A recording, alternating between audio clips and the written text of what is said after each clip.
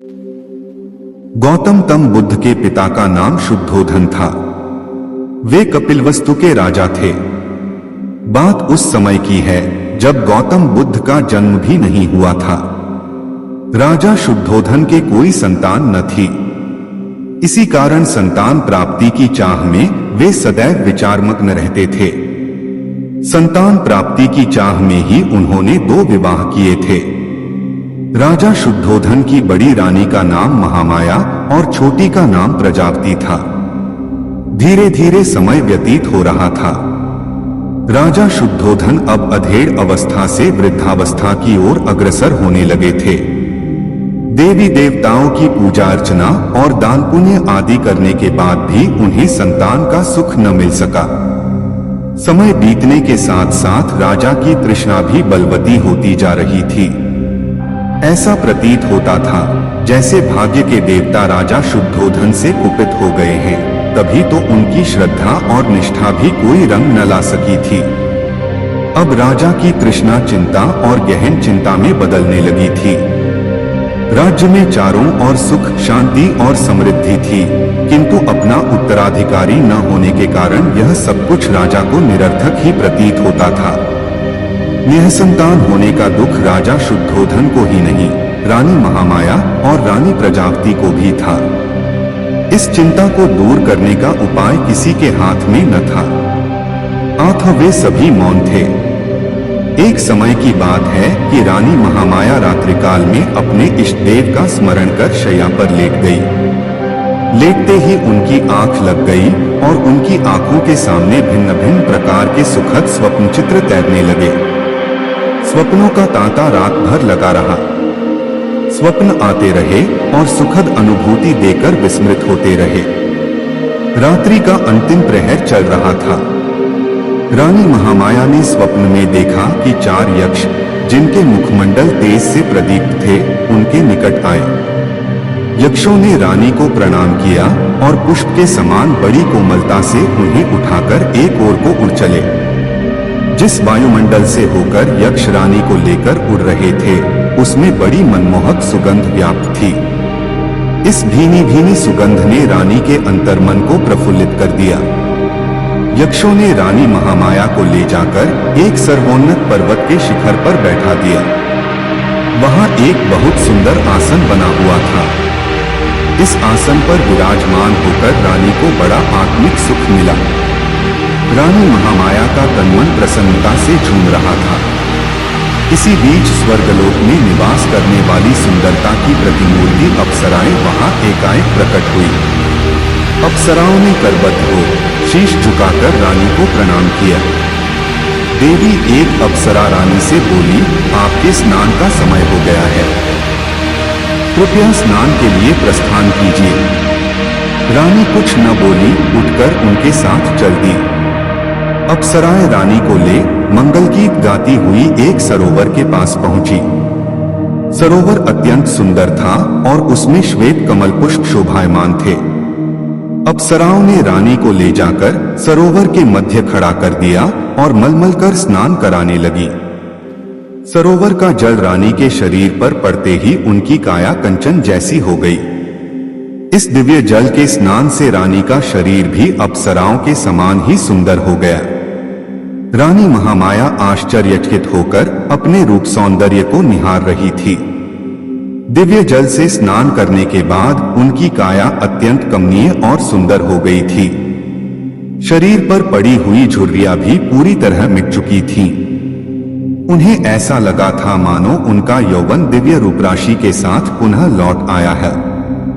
उनका मन मुदित था।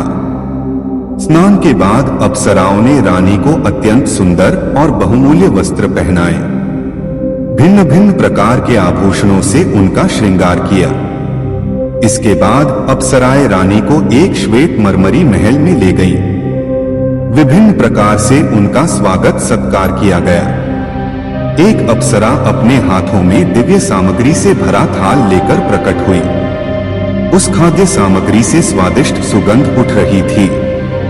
उसने खाद्य सामग्री रानी के सामने प्रस्तुत की। जब रानी ने उसका स्वाद चखा तो उनका तनमन आह्लादित हो उठा। दिव्य खाद्य सामग्री खिलाने के बाद अप्सराएं रानी महामाया को महल के एक दूसरे कक्ष में ले गई। उस कक्ष में एक पुष्पसेज सजी हुई थी। अप्सराओं के आग्रह पर रानी पुष्य सज्जित सेज पर विश्राम करने लगी। उस सेज के सामने ही रानी को एक स्वर्ण शैल और उस पर मंडराता सुंदर हाथी अपने अत्यंत निकट प्रतीत हुआ। हाथी ने कमल पुष्प से रानी के दाएं अंग पर धीरे से प्रहार किया और फिर लघु से लघुतर स्वरूप धरकर वह एकाएक रानी के गर्भ में समा गया।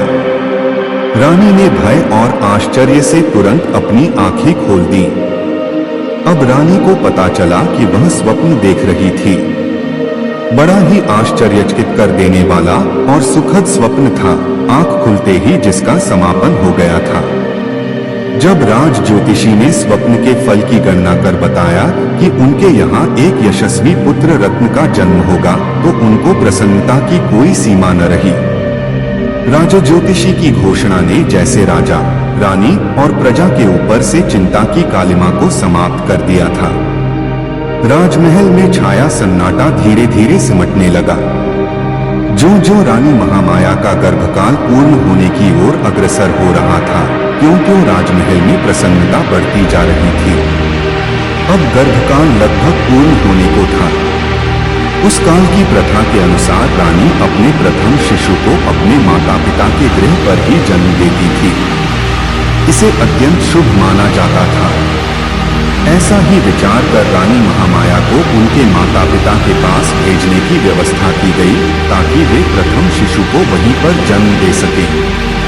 राजा की आज्ञा से एक सुंदर रथ को फूलमालाओं और मोतियों से सुसज्जित किया गया। उस रथ में रानी के साथ उनको प्रिय दासियां और परिचारिकाएं बैठी। रथ के आगे आगे 6 घोड़ों पर सवार योद्धा सैनिक चले और इसी प्रकार पीछे भी घुड़सवार सैनिक चले। धीरे धीरे रानी का यह काफिला आगे बढ़ा जा रहा था कि लुम्बिनी वन के निकट रानी को तीव्र प्रसव पीड़ा होने लगी। परिचारिकाओं के कहने पर रथ को लुम्बिनी वन में ही एक उचित स्थान देखकर रोक दिया गया। वैशाख मास की पूर्णिमा थी। गगन पर पूर्ण चंद्र जगमगा रहा था। लुम्बिनी वन का कोना कोना जैसे पूर्णिमा की शीतल चांदनी में अपनी मधुरिमा के साथ शोभायमान हो रहा था। इस वैशाख पूर्णिमा को जैसे सदियों से लुम्बिनी वन में इस महान घटना के घटने की ही प्रतीक्षा थी, और प्रतीक्षा की घड़ियां धीरे धीरे समाप्त होती जा रही थीं। यह घटना ईसा से लगभग 564 वर्ष पूर्व की है। रानी महामाया प्रसव पीड़ा से आकुल लुम्बिनी वन में पुष्पों से आच्छादित वृक्ष के नीचे विश्राम कर रही थी। परिचारिकाएं उनकी तरह तरह से सेवा शुश्रूषा कर रही थीं। प्रकृति द्वारा निर्धारित शुभ घड़ी और शुभ पलों में रानी महामाया ने एक सुंदर स्वस्थ शिशु को जन्म दिया। शिशु के जन्म की शुभ सूचना अविलंब कपिलवस्तु भेज दी गई। कपिलवस्तु में राजा शुद्धोधन और रानी प्रजापति के हर्ष की सीमा न थी। पूरा राजमहल विभिन्न प्रकार के मोतियों, मणिक्यों और दीपमालाओं से सज्जित किया गया। राजा शुद्धोधन और रानी प्रजापति ने पुत्र प्राप्ति से प्रसन्न होकर निर्धनों और ब्राह्मणों को खुले हाथों से दान देना प्रारंभ कर दिया। राजा ने अपनी प्रिय पत्नी महामाया और नवजात शिशु को लुम्बिनी वन से कपिलवस्तु बुला लिया था। राजमहल में उनका बड़े हर्ष के साथ स्वागत किया गया। एक दिन असित ऋषि दरबार में पधारे। राजा शुद्धोधन ने ऋषि का यथायोग्य स्वागत सत्कार किया और नवजात शिशु को आशीर्वाद देने का आग्रह किया। राजन असित ऋषि बोले, आपके पुत्र का भविष्य बड़ा उज्जवल प्रतीत होता है। आपकी कृपा का फल है।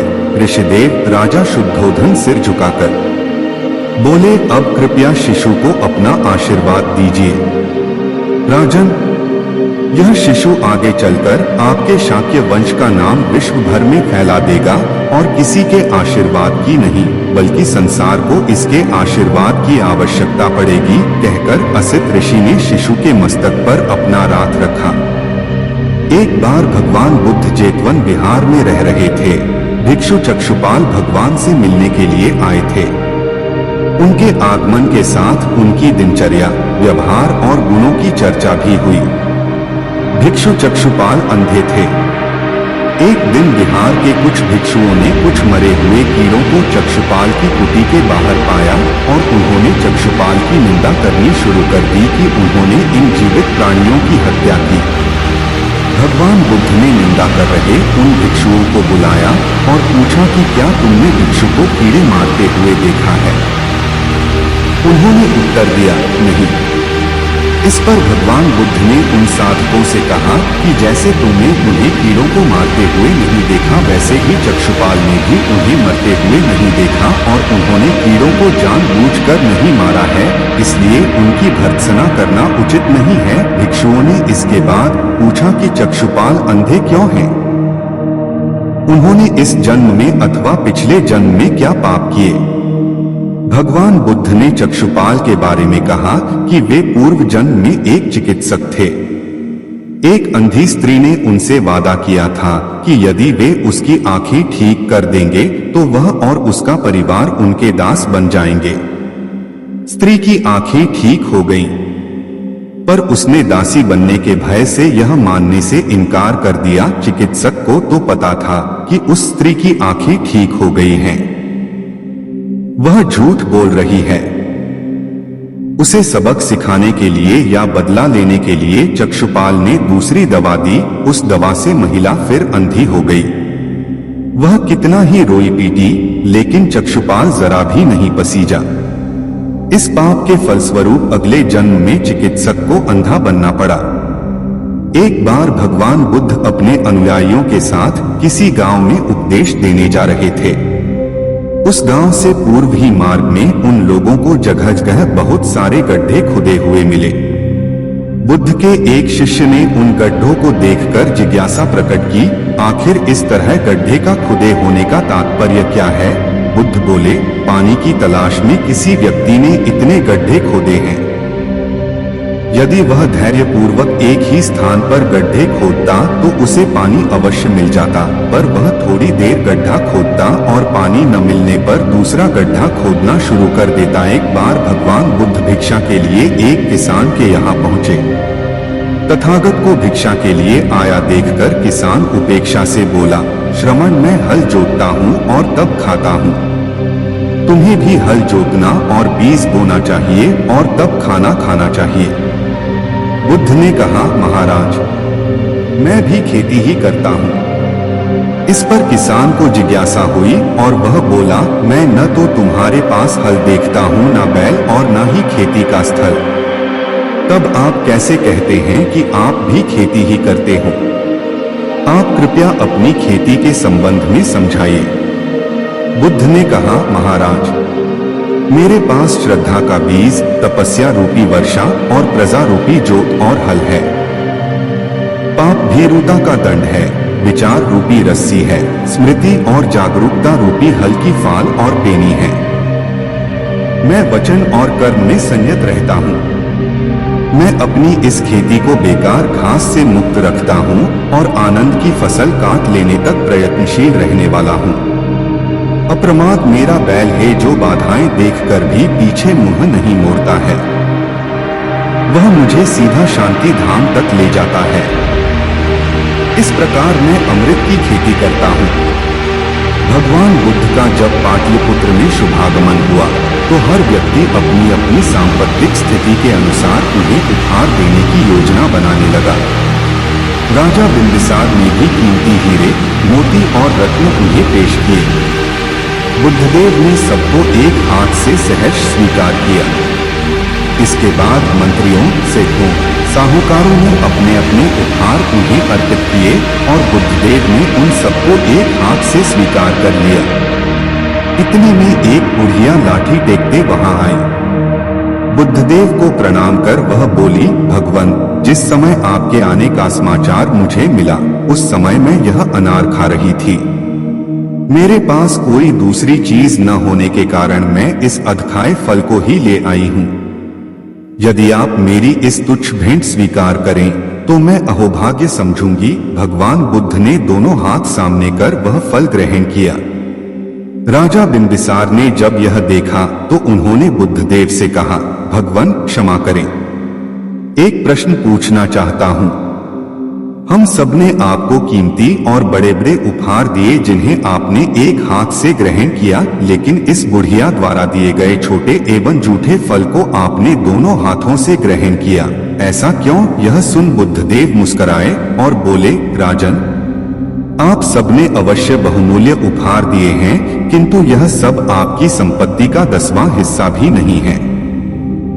आपने यह दान दीनों और गरीबों की भलाई के लिए नहीं किया है, इसलिए आपका यह दान सात्विक दान की श्रेणी में नहीं आ सकता।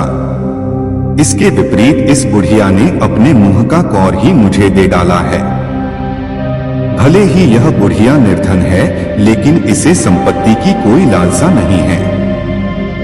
यही कारण है कि इसका दान मैंने खुले हृदय से दोनों हाथों से स्वीकार किया है।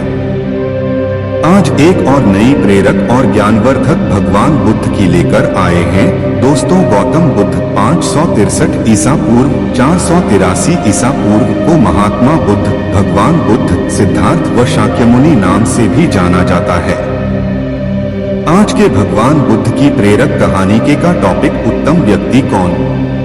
कहानी छोटी है मगर बहुत कुछ सिखा सकती है, इसलिए आशा करते हैं आप इसे पूरा जरूर पढ़ेंगे। तो चलिए अब शुरू करते हैं इस बेहतरीन कहानी को। बहुत पुरानी बात है। गौतम बुद्ध एक शहर में प्रवास कर रहे थे। उनके कुछ शिष्य भी उनके साथ थे। उनके शिष्य एक दिन शहर में घूमने निकले तो उस शहर के लोगों ने उन्हें बहुत बुरा भला कहा। शिष्यों को बहुत बुरा लगा और वे वापस लौट गए। गौतम बुद्ध ने जब देखा कि उनके सभी शिष्य बहुत क्रोध में दिख रहे हैं, तो उन्होंने पूछा, क्या बात है, आप सभी इतने तनाव में क्यों दिख रहे हैं? तभी एक शिष्य क्रोध में बोला, हमें यहाँ से तुरंत प्रस्थान करना चाहिए। जब हम बाहर शहर में घूमने गए तो यहाँ के लोगों ने बिना वजह हमें बहुत बुरा भला कहा। जहाँ हमारा सम्मान न हो वहाँ हमें एक पल भी नहीं रहना चाहिए। यहाँ के लोग सिर्फ दुर्व्यवहार के सिवा कुछ जानते ही नहीं हैं। गौतम बुद्ध ने मुस्कुराकर कहा, क्या किसी और जगह पर तुम सद्व्यवहार की अपेक्षा रखते हो? दूसरा शिष्य बोला, इस शहर से तो भले लोग ही होंगे। तब गौतम बुद्ध बोले, किसी जगह को सिर्फ इसलिए छोड़ देना गलत होगा कि वहाँ के लोग दुर्व्यवहार करते हैं। हम तो संत हैं, हमें तो कुछ ऐसा करना चाहिए कि जिस स्थान पर भी जाएं, उस स्थान को तब तक न छोड़े जब तक अपनी अच्छाइयों से वहाँ के लोगों को सुधार न दें। हम जिस भी स्थान पर जाएं वहाँ के लोगों का कुछ न कुछ भला करके ही वापस लौटें। हमारे अच्छे व्यवहार के बाद वह कब तक बुरा व्यवहार करेंगे? आखिर में उन्हें सुधरना ही होगा। वास्तविकता में संतों का कार्य तो ऐसे लोगों को सुधारना ही होता है। सही चुनौती वो है जब हम विपरीत परिस्थितियों में खुद को साबित कर सकें। ये सभी बातें सुनकर बुद्ध के प्रिय शिष्य आनंद ने प्रश्न किया, उत्तम व्यक्ति किसे कहते हैं? इस पर बुद्ध ने जवाब दिया, जिस प्रकार युद्ध में बढ़ता हुआ हाथी चारों तरफ के तीर सहते हुए भी आगे बढ़ता जाता है, ठीक उसी तरह उत्तम व्यक्ति भी दूसरों के अपशब्दों को सहते हुए अपना कार्य करता रहता है। खुद को वश में करने वाले प्राणी से उत्तम कोई और नहीं हो सकता। गौतम बुद्ध की बात शिष्यों को अच्छी तरह से समझ में आ गई और उन्होंने वहां से जाने का इरादा त्याग दिया। खुद को इतना कमजोर मत होने दो कि तुम्हें किसी के एहसान की जरूरत हो। दर्द, गम, डर जो भी है बस तेरे अंदर है। खुद के बनाए पिंजरे से निकलकर देख, तू भी एक सिकंदर है।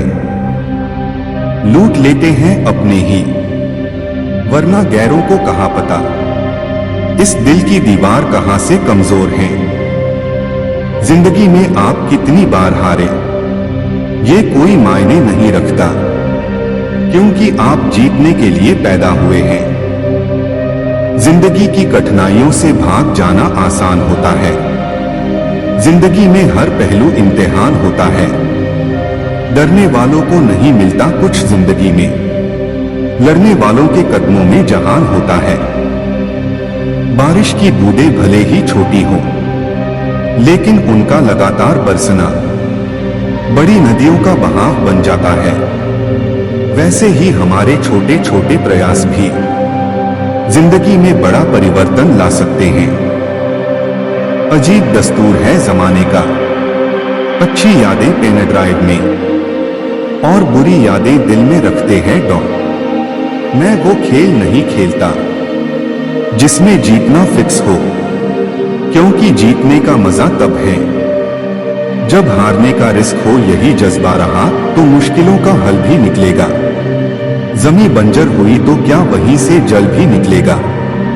ना हो मायूस ना घबरा अंधेरों से मेरे साथी, इन्हीं रातों के दामन से सुनहरा कल भी निकलेगा। डॉट पीठ हमेशा मजबूत रखनी चाहिए, क्योंकि शाबाशी और धोखा दोनों पीछे से ही मिलते हैं। डॉट जीत और हार आपकी सोच पर निर्भर करती है। मान लो तो हार होगी और ठान लो तो जीत होगी। डॉट जीवन में गिरना भी अच्छा है, औकात का पता चलता है। बढ़ते हैं जब हाथ उठाने को तो अपनों का पता चलता है। जीवन की सबसे बड़ी खुशी उस काम को करने में है जिसे लोग कहते हैं तुम नहीं कर सकते। जब तक आप अपनी समस्याओं एवं कठिनाइयों की बजाय दूसरों को मानते हैं, तब तक आप अपनी समस्याओं एवं कठिनाइयों को मिटा नहीं सकते। जब लोग आपसे खफा होने लग जाएं, तो आप समझ लेना कि आप सही राह पर हैं। उस जगह पे हमेशा खामोश रहना जहां दो कौड़ी के लोग अपनी हैसियत के गुण गाते हैं। दुनिया की कोई परेशानी आपके साहस से बड़ी नहीं है। क्रोध के समय थोड़ा रुक जाएं और गलती के समय थोड़ा झुक जाएं, तो दुनिया की सब समस्याएं हल हो जाएगी। जिंदगी में तपिश कितनी भी हो कभी हताश मत होना, क्योंकि धूप कितनी भी तेज हो समंदर कभी सूखा नहीं करते। जब तक शिक्षा का मकसद नौकरी पाना होगा, तब तक समाज में नौकर ही पैदा होंगे, मालिक नहीं। लाखों ठोकरों के बाद भी संभालता रहूंगा, गिरकर फिर से उठूंगा और चलता रहूंगा। किसी के पैरों में गिरकर कामयाबी पाने से बेहतर है अपने पैरों पर चलकर कुछ बनने की ठान लो। पतझड़ हुए बिना पेड़ों पर नए पत्ते नहीं आते। कठिनाई और संघर्ष सहे बिना अच्छे दिन नहीं आते। अगर सफलता पानी है दोस्त, तो कभी वक्त और हालात पे रोना नहीं। मंजिल दूर ही सही पर घबराना मत दोस्तों, क्योंकि नदी कभी नहीं पूछती कि समुंदर अभी कितना दूर है। यदि समस्या का समाधान किया जा सकता है तो चिंता क्यों करें।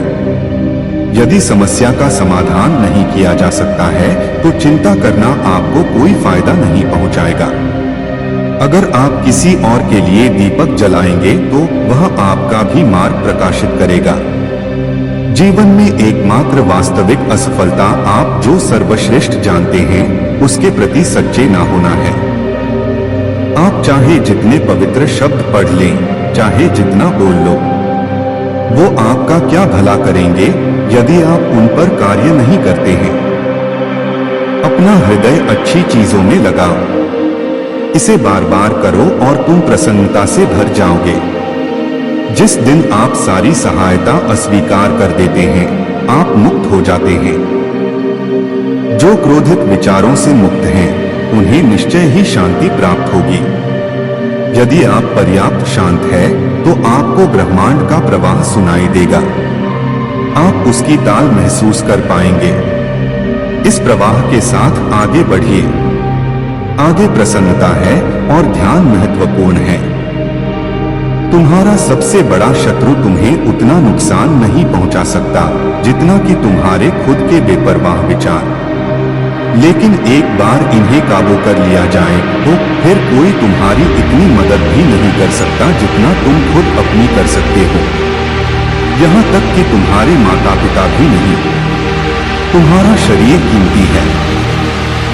यह हमारे जागृति का साधन है। इसका ध्यान रखो। आप जो सोचते हैं वह आप बन जाते हैं। आप जो आप महसूस करते हैं उसे आप आकर्षित करते हैं। जिसकी आप कल्पना करते हैं उसका आप निर्माण करते हैं। क्रोध को पाले रखना खुद जहर पीकर दूसरों के मरने की अपेक्षा करने के समान है। भूतकाल पहले ही बीत चुका है, भविष्य अभी तक आया नहीं है। तुम्हारे जीने के लिए बस एक ही क्षण है। एक तेज धार चाकू की तरह है जीभ, बिना खून बहाए मार देती है। यदि आप दिशा नहीं बदलते हैं तो संभवतः आप वहीं पहुंच जाएंगे जहां आप जा रहे हैं। क्रोध को बिना क्रोधित हुए जीतो, बुराई को अच्छाई से जीतो, कंजूसी को दरियादिली से जीतो और असत्य को सत्य से।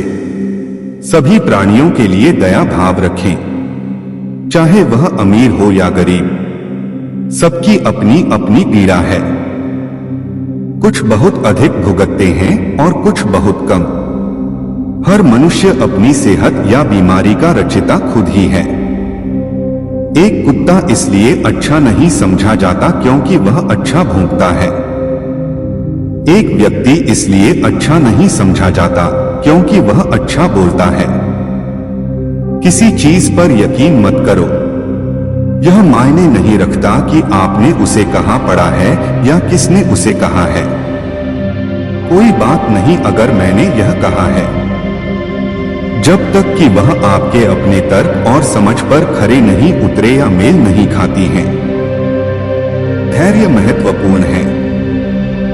याद रखें, एक एक बूंद से ही लोटा भरता है।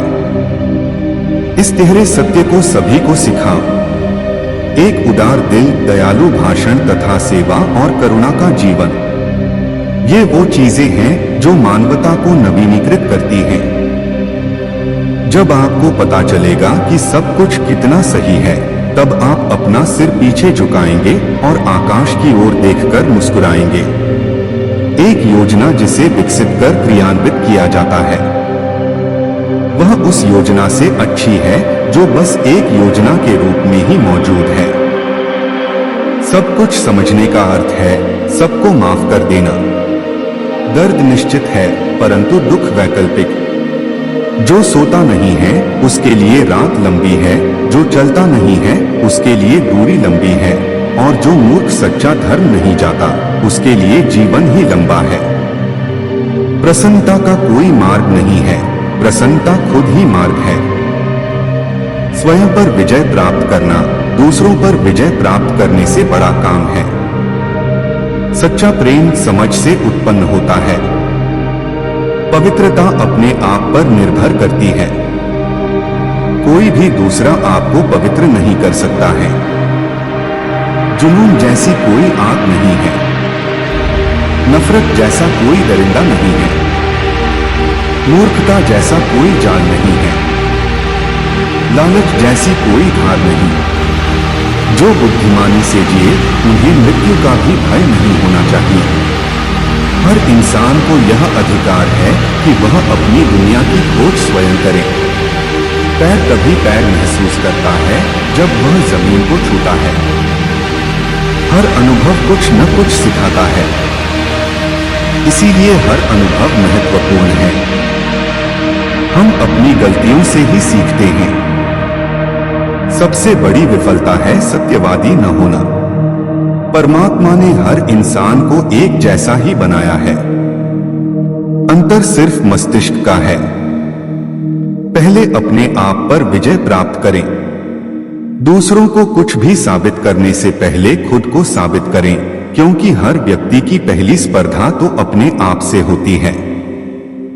इसीलिए दूसरों पर जीत हासिल करने के लिए पहले खुद पर जीत हासिल करना आवश्यक है।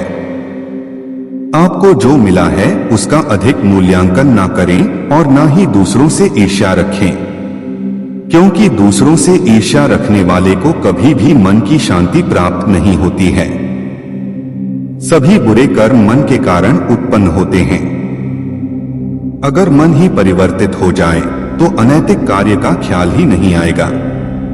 जो वक्त गुजर जाता है वो वापस नहीं आता है। हम अक्सर ऐसा सोचते हैं कि आज कोई काम नहीं हो पाया तो हम उसे कल पूरा कर लेंगे, लेकिन जो वक्त गुजर गया वो वापस नहीं आएगा। 1000 योद्धाओं पर विजय पाना आसान है, लेकिन जो अपने आप पर विजय पाता है वही असली योद्धा होता है। हजारों साल बिना समझदारी के जीने से बेहतर है एक दिन समझदारी भरा जियो। चंद्रमा के जैसे बादलों के पीछे से निकलो और फिर चमक जाओ। बहुत बोलने वाला व्यक्ति विद्वान नहीं कहलाता है। धीरज रखने वाला, क्रोध न करने वाला व निडर व्यक्ति ही विद्वान कहलाता है। बोले, अब कृपया शिशु को अपना आशीर्वाद दीजिए। राजन, यह शिशु आगे चलकर आपके शाक्य वंश का नाम विश्व भर में फैला देगा और किसी के आशीर्वाद की नहीं बल्कि संसार को इसके आशीर्वाद की आवश्यकता पड़ेगी, कहकर असित ऋषि ने शिशु के मस्तक पर अपना हाथ रखा। खुद को इतना कमजोर मत होने दो कि तुम्हें किसी के एहसान की जरूरत हो। दर्द, गम, डर जो भी है बस तेरे अंदर है। खुद के बनाए पिंजरे से निकलकर देख, तू भी एक सिकंदर है। लूट लेते हैं अपने ही, वरना गैरों को कहां पता इस दिल की दीवार कहां से कमजोर है। जिंदगी में आप कितनी बार हारे ये कोई मायने नहीं रखता, क्योंकि आप जीतने के लिए पैदा हुए हैं। जिंदगी की कठिनाइयों से भाग जाना आसान होता है। जिंदगी में हर पहलू इम्तिहान होता है। डरने वालों को नहीं मिलता कुछ जिंदगी में, लड़ने वालों के कदमों में जहान होता है। बारिश की बूंदें भले ही छोटी हों, लेकिन उनका लगातार बरसना बड़ी नदियों का बहाव बन जाता है। वैसे ही हमारे छोटे छोटे प्रयास भी जिंदगी में बड़ा परिवर्तन ला सकते हैं। अजीब दस्तूर है जमाने का, अच्छी यादें पेन ड्राइव में और बुरी यादें दिल में रखते हैं डॉग। मैं वो खेल नहीं खेलता जिसमें जीतना फिक्स हो, क्योंकि जीतने का मजा तब है जब हारने का रिस्क हो। यही जज्बा रहा तो मुश्किलों का हल भी निकलेगा। जमी बंजर हुई तो क्या वहीं से जल भी निकलेगा। ना हो मायूस, ना घबरा अंधेरों से मेरे साथी, इन्हीं रातों के दामन से सुनहरा कल भी निकलेगा। पीठ हमेशा मजबूत रखनी चाहिए, क्योंकि शाबाशी और धोखा दोनों पीछे से ही मिलते हैं। जित और हार आपकी सोच पर निर्भर करती हैं। मान लो तो हार होगी और ठान लो तो जित होगी। जीवन में गिरना भी अच्छा है, औकात का पता चलता है। बढ़ते हैं जब हाथ उठाने को तो अपनों का पता चलता है। जीवन की सबसे बड़ी खुशी उस काम को करने में है जिसे लोग कहते हैं तुम नहीं कर सकते। जब तक आप अपनी समस्याओं कठिनाइयों की वजह दूसरों को मानते हैं, तब तक आप अपनी समस्याओं कठिनाइयों को मिटा नहीं सकते।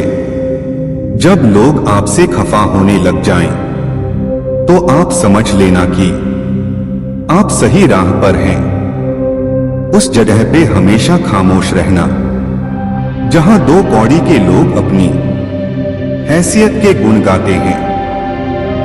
दुनिया की कोई परेशानी आपके साहस से बड़ी नहीं है।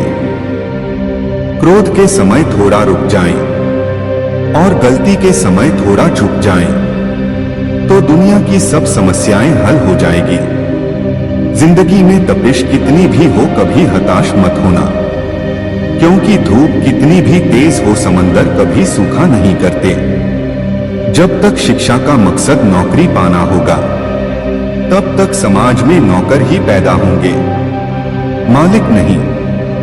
लाखों ठोकरों के बाद भी संभालता रहूंगा, गिरकर फिर से उठूंगा और चलता रहूंगा। किसी के पैरों में गिरकर कामयाबी पाने से बेहतर है अपने पैरों पर चलकर कुछ बनने की ठान लो। पतझड़ हुए बिना पेड़ों पर नए पत्ते नहीं आते। कठिनाई और संघर्ष सहे बिना अच्छे दिन नहीं आते। अगर सफलता पानी है दोस्त, तो कभी वक्त और हालात पे रोना नहीं। मंजिल दूर ही सही पर घबराना मत दोस्तों, क्योंकि नदी कभी नहीं पूछती कि समुंदर अभी कितना दूर है।